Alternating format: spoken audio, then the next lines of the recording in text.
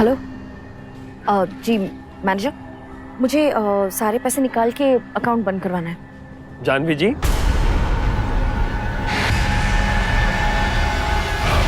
क्या बात है, बड़ी जल्दी में लग रही।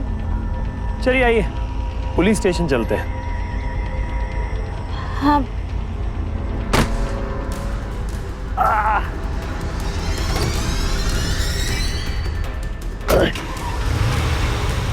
रुक रुक।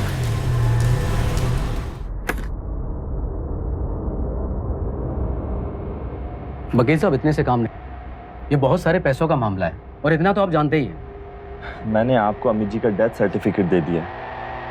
आप लोगों के लिए इतना काफी नहीं है? सिर्फ डेथ सर्टिफिकेट से काम नहीं चलेगा, मुझे बॉडी भी देखना पड़ेगा।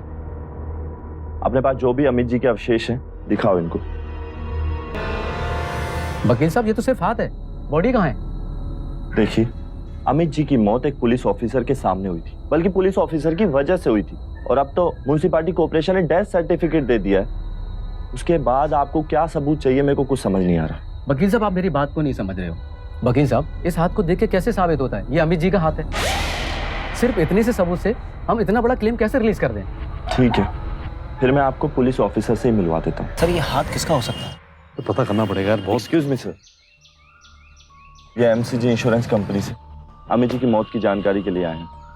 सर, अमित जी की मौत जिस ऑफिसर की वजह से हुई, क्या हम उनसे मिल सकते हैं प्लीज? सॉरी, ये तो पॉसिबल नहीं है। अमित जी की मौत की इंक्वायरी चल रही है और हमारे उस ऑफिसर को सस्पेंड कर दिया गया है और हमें ऑर्डर मिला है कि जब तक इंक्वायरी पूरी नहीं हो जाती तब तक उनसे कोई कांटेक्ट नहीं कर सकता। अगर आपको कुछ बात करनी है तो आप हमारे गजेंद्र सर से बात कर सकते हैं। लेकिन सर, इतना तो कंफर्म मेहुल जी करा ही सकते हैं ना, जो कटा हुआ हाथ मुझे मुर्दा घर में दिखाया गया हुआ है वो अमित जी का ही है। मुझे बस उनका डेथ कंफर्मेशन देना है ताकि मैं उनका इंश्योरेंस रिलीज करा सकूं। अमित जी की मौत हमारे ऑफिसर के सामने हुई थी। आपने जो मुर्दा घर में अमित जी का कटा हुआ हाथ देखा है, वो हाथ हमें खोजबीन के दौरान गजेंद्र सर के सामने मिला था, इसलिए वो किसी भी हालत में बॉडी को आइडेंटिफाई कर ही लेंगे। अब तो इत्मीनान हो गया ना आपको? Okay okay sir.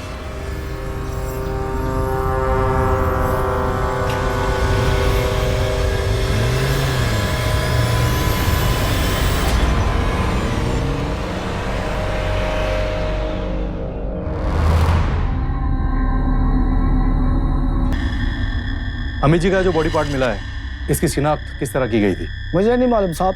Rana sir, Mehul sir और गजेंद्र सर दोनों ने कहा था कि हादसा उनकी आंखों के सामने ही हुआ था। लेकिन फिर भी वैसे सर, शिनाख्त करना ज्यादा मुश्किल भी नहीं था, क्योंकि ये जो हाथ हमें मिला है इसमें ब्रेल घड़ी बंधी हुई है। एक मिनट,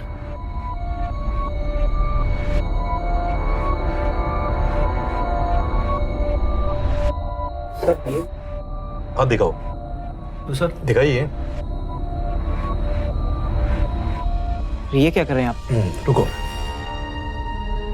अगर ये ब्रेल घड़ी तुम्हारी हाथों में बंधी हो और उसे काटने के बाद मैं ये कहूं कि ये हाथ अमित जी का है, तो क्या तुम मान लोगे? लेकिन सर, इसके अलावा हमारे पास चारा भी कहाँ है? वैसे भी सर, अमित जी की लाश का और कोई भाग तो मिला है नहीं जिससे इस हाथ को मिलाकर उसकी शिनाख्त की जा सके। मुझे लगता है इस हाथ का डीएनए एनालाइज कराना पड़ेगा। सर, मुझे नहीं लगता कि सर इसके लिए राजी होंगे, क्योंकि वैसे भी सर इस केस की वजह से हमारे पुलिस डिपार्टमेंट की काफ़ी बदनामी हो चुकी है और इस केस की काफ़ी पब्लिसिटी हो गई है। सर, ऐसे में आप फिर तो कोई नया रास्ता निकालना पड़ेगा। अमित की इंश्योरेंस रकम बहुत बड़ी है, जो भी इसका बेनिफिशियरी है उसे अमित की मौत के बाद बहुत सारा पैसा मिलने वाला है। तुमने सुना था उस इंश्योरेंस एजेंट ने अपनी कंपनी का नाम क्या बताया था? Sir, MCG. एमसीजी। तुम एक काम करो जी। उस इंश्योरेंस कंपनी में जाओ और पता करो कि यह पैसा किसे मिलने वाला है। तुम्हें किसी पर जरा भी शक हो तो मुझे तुरंत इत्तला करो। जी सर। ये पैसा ही है जो हमें असली गुनहगार तक लेके जाएगा। पूरा डिपार्टमेंट इंस्पेक्टर मेहुल के खिलाफ था। सबको यही लग रहा था कि उसी की वजह से जानवी ने अपनी जान गंवाई और अमित भी नहीं बच सका। नमस्कार, मैं सुशांत सिंह आपका स्वागत करता हूं। अमित की मौत के बाद सबको यकीन हो गया था कि वो बेगुनाह था, लेकिन अमित का कटा हाथ देखने के बाद भी मेहुल को विश्वास नहीं हो रहा था। उसे कुछ खटक रहा था। अब सवाल यह था कि आखिर अमित गया तो गया कहां? ऐसी कौन सी जानकारी मिली थी मेहुल को? कौन था असली अपराधी? इतनी हड़बड़ी में मेहुल कहां गया? हेलो प्रिंसिपल साहब, मेरा नाम इंस्पेक्टर मेहुल है, मुझे प्रीति से मिलना है। प्रीति तो अभी यहाँ नहीं पड़ती। प्रीति तो चली गई। चली गई? क्या आप इन्हें पहचानते हैं? ये तो प्रीति की माँ है, जानवी जी। इनके साथ नहीं गई, वकील आया था। क्या? वकील के साथ? लेकिन क्यों? वकील कह रहा था कि अब प्रीति के गार्डियन उनके दूर के रिश्तेदार हैं, जो अब प्रीति को अपने साथ रखना चाहते हैं और वहीं पढ़ाना चाहते हैं। इसलिए मैंने सारी फॉर्मेलिटीज पूरी कर दी।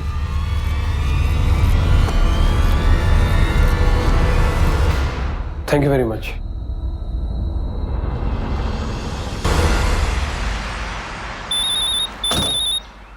राणा, अमित के लॉयर का खून हो गया। क्या? हाँ, अब मेरा यकीन और भी पुख्ता हो गया कि जानवी जिंदा है, वरना लॉयर का खून कौन कर सकता है। अब इस केस की गुत्थी मुझे समझ में आ रही है। राणा, मेरा एक काम करोगे? राणा, बोलो मेहुल। जानवी के बैंक अकाउंट का पता करो। अगर उसमें कोई भी ट्रांजैक्शन हो रही है तो मुझे खबर करो। वो पता करने की जरूरत नहीं है, अभी अभी पता चला है अमित के इंश्योरेंस की रकम जानवी के बैंक अकाउंट में ट्रांसफर भी है। इसका मतलब है कि जानवी इंश्योरेंस ऑफिस गई होगी और अमित की इंश्योरेंस पॉलिसी का अपने आप को नॉमिनी बताया होगा, इसीलिए उसके अकाउंट में सारे पैसे ट्रांसफर हो गए। राणा, मैंने कहा था ना कि जानवी जिंदा है और मुझे पता है कि वो कहाँ गई होगी। मेरी बात ध्यान से सुनना राणा। हाँ मेहुल, बिल्कुल।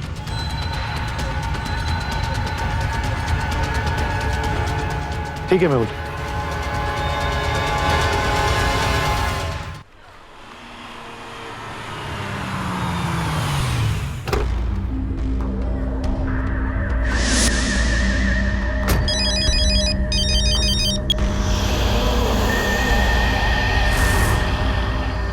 हेलो। जी मैनेजर, मुझे सारे पैसे निकाल के अकाउंट बंद करवाना है। जानवी जी,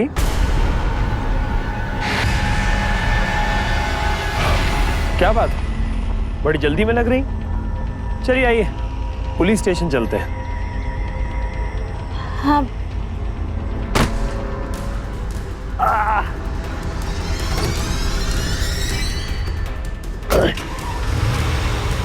रुक, रुक।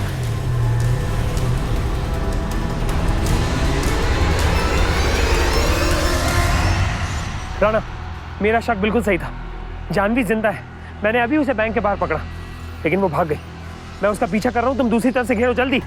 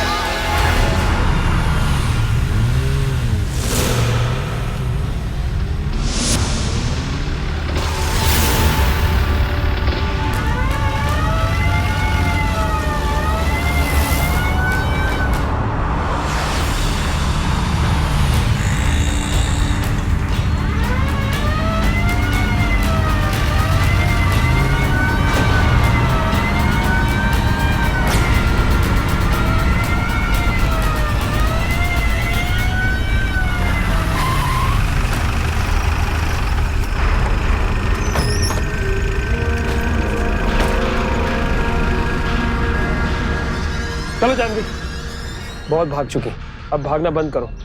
भागने के सभी रास्ते खत्म हो चुके हैं। चलो गाड़ी से बाहर निकलो और अपने आप को पुलिस के हवाले कर दो।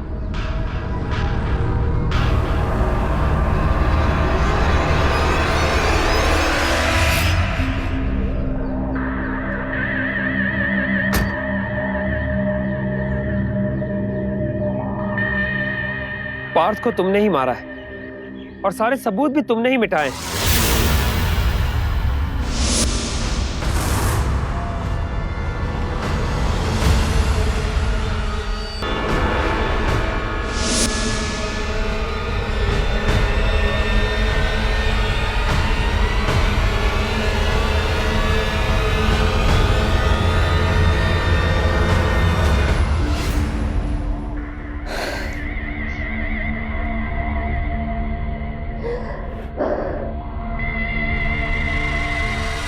और इस पूरे मामले को ऐसे सजाया कि सबको लगे कि तुम्हारी मौत तो लेक में गिरने से हो गई। ये सारा खेल तुम्हारा रचा हुआ है ना?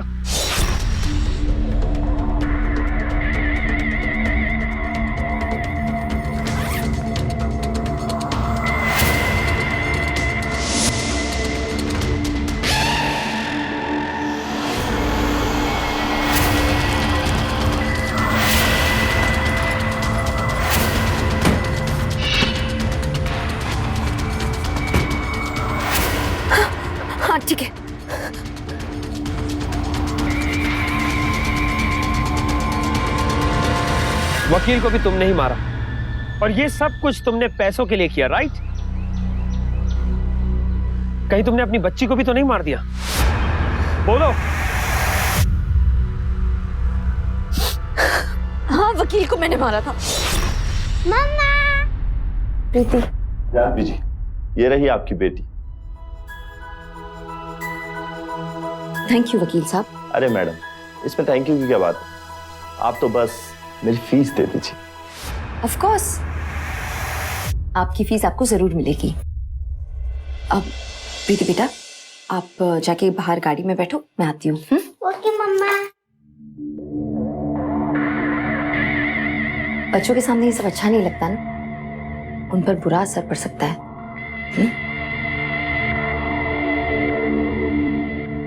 लाई, मेरे पैसे दे दीजिए।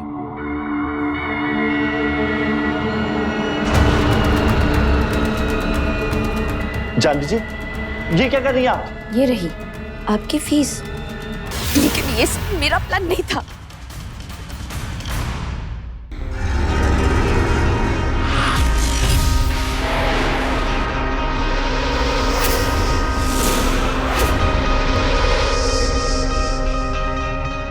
प्रीति बेटा, प्रीति कहाँ हो तुम? पापा।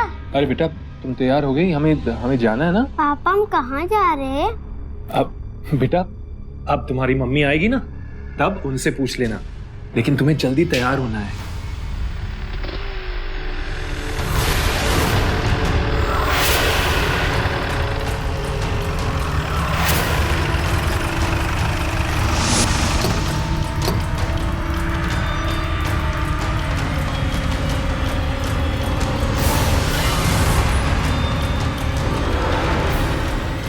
अमित, पुलिस? अब तो अपना ये नाटक छोड़ दो अमित। चलो Janvi. Janvi? Janvi?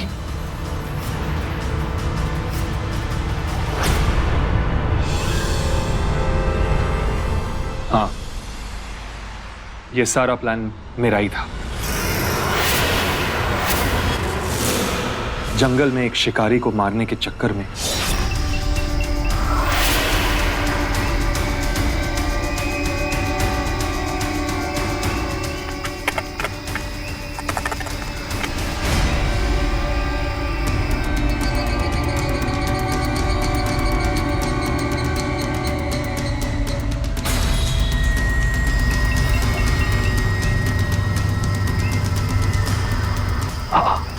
Sir sir sir मुझे माफ कर दीजिए सर।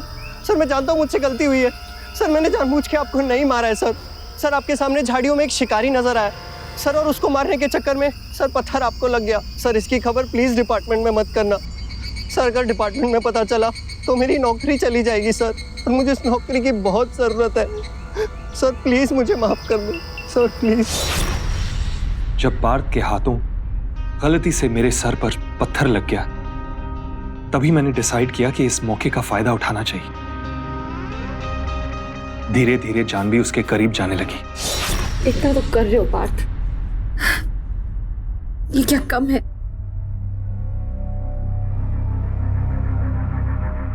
पता नहीं अगर तुम नहीं होते तो मैं क्या करती।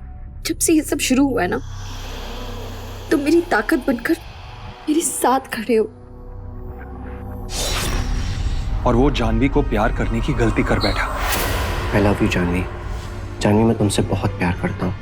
एक अरसे से तुम्हें चाहा है मैंने जानवी, सच कह रहा हूँ। उसके बाद तो सब कुछ आसान हो गया। मैंने एक जबरदस्त प्लान बनाया जिसके मुताबिक जानवी को सबको ये यकीन दिलाना था कि गुनहगार तो मैं हूं, और उसने ऐसा ही किया। प्लीज प्लीज अमित को मत बताइए कि मैं जिंदा हूँ, वरना वो मुझे मार डाले। मेरी जान को खतरा है, अमित मुझे मारना चाहता है। फिर उसने मरने का नाटक किया ताकि पुलिस का शक सीधे सीधे मुझ पर ही आ जाए। जानवी,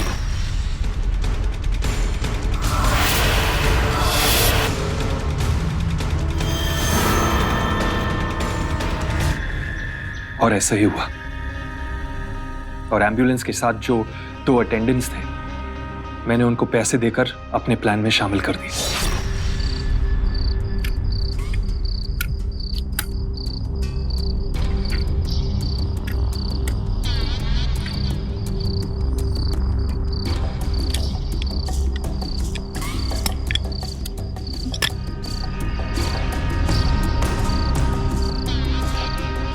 अब ध्यान से सुनो। फिर सबसे पहले मेहुल को यह यकीन दिलाने पर मजबूर कर दिया कि मैं अंधा नहीं हूं और वो दोनों खून मैंने ही किए। फिर उसे यह सोचने के लिए मजबूर किया कि जानवी जिंदा है। जानवी तो लेक में डूबकर मर गई थी। मेहुल, मेरी जान खतरे में। ये हैंडराइटिंग देख के तो ऐसा लग रहा है जैसे उसे कोई यहां से जबरदस्ती उठाकर ले गया, ताकि जब वो जानवी को ढूंढने मेरे घर आए और मेरा पीछा करे, तब मैं उसके सामने ही मरने का नाटक कर सकूं।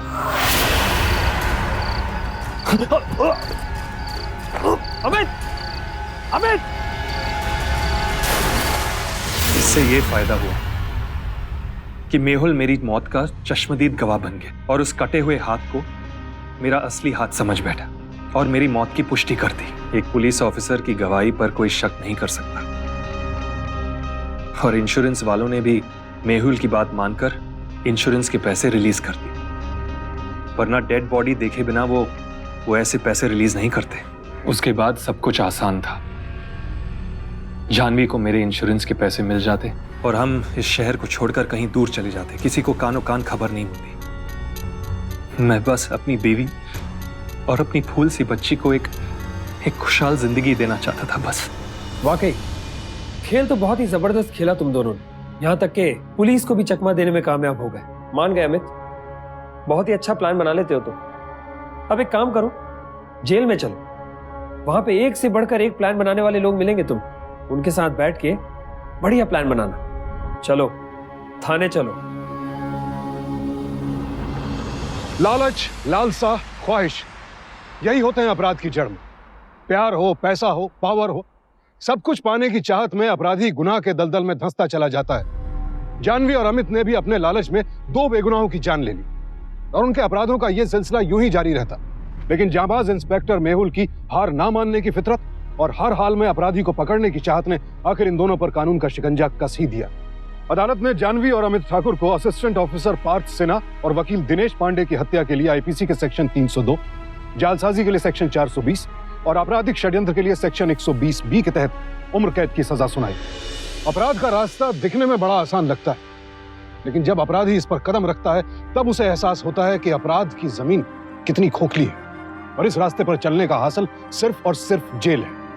अगर आपके आसपास भी कोई अपराध हो रहा है तो चुप मत बैठिए, उसके खिलाफ आवाज उठाइए, अपने आसपास के माहौल से सतर्क रहिए। अपराध से लड़ना सिर्फ पुलिस की नहीं, हमारी जिम्मेदारी भी है। इसी के साथ अब मैं सुशांत सिंह आपसे विदा लेता हूं। फिर मुलाकात होगी जुर्म से जंग की ऐसी एक और सत्य घटना के साथ। सावधान रहें, सतर्क रहें, सुरक्षित रहें। देखते रहें नकाब, सावधान इंडिया, एक किस्सा 5 हिस्से।